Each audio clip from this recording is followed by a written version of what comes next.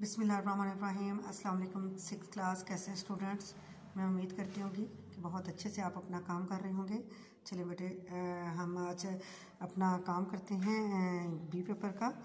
ये हमारा है साइंस के कृषि में मज़मून था जो हमने करना था। ये इसकी हम रीडिंग करते हैं। साइंस के मायने हैं जानना, इल्म के मायने भी जानना है, और साइंस जो है तहकीक करके जानती है, खोज लगाती है। ठीक है, इसका मतलब होता है कि जानना क्या, नई से नई चीज़ को ईजाद करना, दरियाफ्त करना।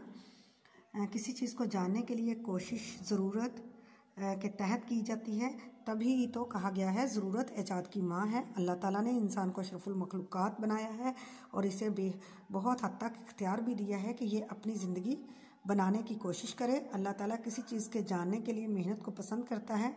इंसान ने साइंस के इल्म से काम लेकर दुनिया को बदल कर रख दिया है। साइंस ने हर शोबे में अपने जौहर दिखाए हैं। सूरज, चाँद, सितारों का इल्म हासिल किया है।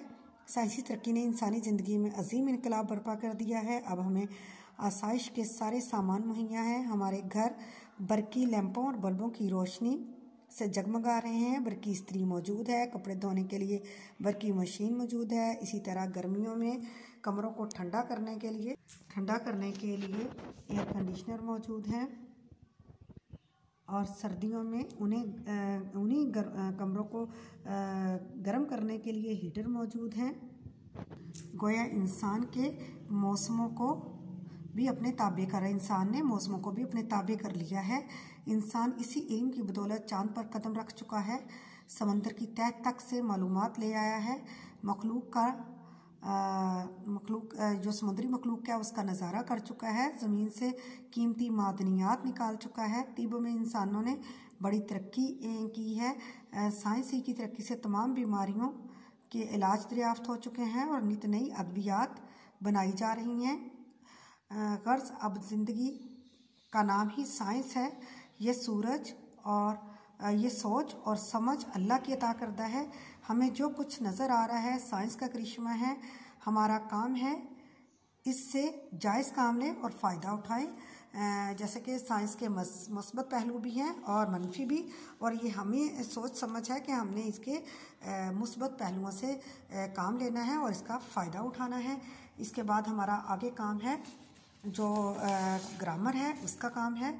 इसम की इकसाम है मानी के लिहाज से, ये हम बहुत दफ़ा कर चुके हैं, लेकिन इसमें हमने इसको दोबारा से करना है ताकि हम ये जहन नशीन रहे कि ये क्या चीज़ है, आप भूल ना जाएं।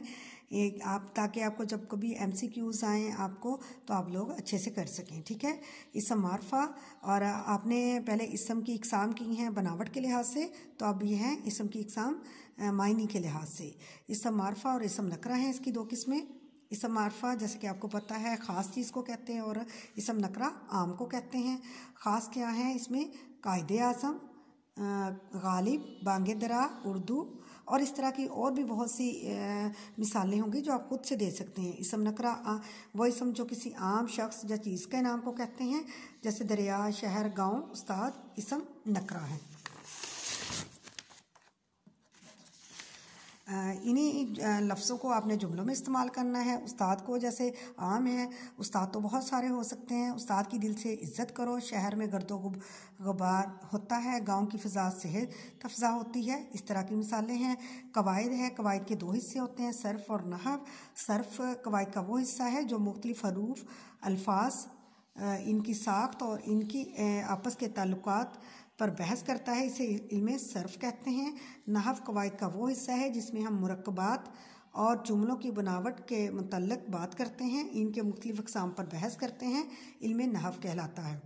हर्फ कायदा के इब्तदाई हरूफ अलिफ, बे, पे, ते, ये इस तरह हरूफ तहज्जी जो हैं अलहदा लिखे या पढ़े जाएँ तो ये हर्फ कहलाते हैं। इनको मिलाकर जब पढ़ा जाता है इन लफ्ज़ों को, तो ये हरूफ बन जाते हैं। हर्फ की जमा हरूफ हैं, जैसे काफ, ते, अलिफ, बे, ये 4 हरूफ हैं जिनसे जो लफ्ज़ बनता है काफ, ते, अलिफ, बे को मिला के जो लफ्ज़ बनेगा वो है किताब बनेगा। लफ्ज़ क्या है? लफ्ज़ हरूफ तहज्जी। लफ्ज़ क्या है? हरूफ तहज्जी को मखसूस तरतीब के साथ इकट्ठा करके लिखें या मुख्तलिफ हरूफ को मिलाकर पढ़ें तो लफ्ज़ बनता है, जिसे जैसे क्या है मीम लाम ते अलिफ नून, ये हरूफ तहज्जी के लफ्ज़ हैं। तो इनको अगर हर्फ हैं, इनको मिलाएंगे तो लफ्ज़ बनेगा। हरूफ को, ये हरूफ हैं, पहले मीम जो है हर्फ है, लाम ते, ये मीम लाम ते अलिफ नून, यानी हर्फ का मजमुआ जो है जमा जो है वो हरूफ बन जाती हैं। इन हरूफ को मिलाएंगे तो क्या बनेगा, लफ्ज़ बनेगा। जैसे इनको मिला के पढ़ा तो लफ्ज़ बना है मुल्तान। तो लफ्ज़ की कितनी किस्में हैं? लफ्ज़ की दो अक़साम होती हैं, कलमा और मुहम्मल। कलमा क्या है? ऐसा लफ्ज़ जो बामानी हो, जैसे यानी उस लफ्ज़ के कुछ ना कुछ मायने हो, उसे कलमा कहते हैं। जैसे पानी, फल, कोई नाम है वो ले लें। इसी तरह ये किसी शहर का नाम है, ये क्या है, एक बामानी लफ्ज़ है।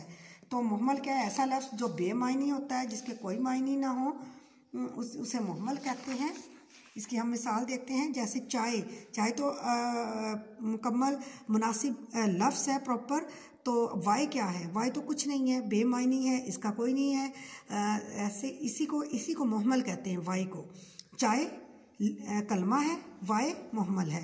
पानी, वानी, झूठ, मूठ, फल, शल, इन में से वाई, मूठ, वानी, शल वगैरह क्या है, बेमायनी है, इनको मुहम्मल कहेंगे। ये आपको बेटे दे दिए जाएंगे नोट्स, और आपने इसको अच्छे से याद करना है। ओके, अल्लाह हाफिज़।